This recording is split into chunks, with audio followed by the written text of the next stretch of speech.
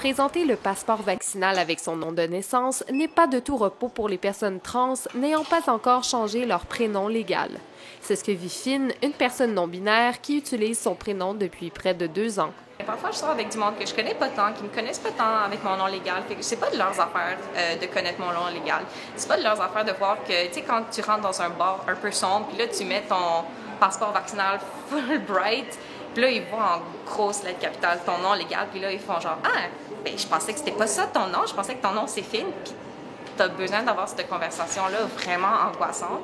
D'autres personnes ont vécu des expériences plus traumatisantes. C'est le cas de Lou, qui est en processus de changement de nom. Il y a un moment précis où j'ai vécu, je pourrais la qualifier de la pire expérience avec le passeport vaccinal. C'est que j'allais dans un café, là on présente le passeport vaccinal. La personne me demande de dire mon prénom de naissance à haute voix.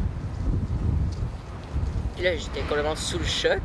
C'était tellement violent parce que j'ai dû le dire à haute voix, puis d'autres personnes l'ont entendu, puis moi, je n'utilise plus ce prénom-là. Le créateur de contenu sur les enjeux LGBT, June Pilote, est habitué de recevoir des messages de personnes trans inquiètes de devoir présenter leur passeport vaccinal.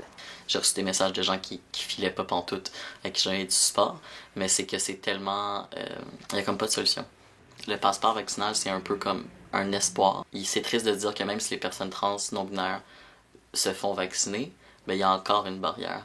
Parce que ça peut être vraiment dangereux si tu arrives dans un bar, que tu montres ton passeport vaccinal, que tu as l'air, disons, que tu présentes comme un homme et que ton passeport vaccinal c'est le nom d'une femme, tu peux vivre de la violence. Un enjeu qui n'est pas près de se terminer, puisque la pandémie est encore à nos portes. Ici Marie-Ève Buisson, Montréal.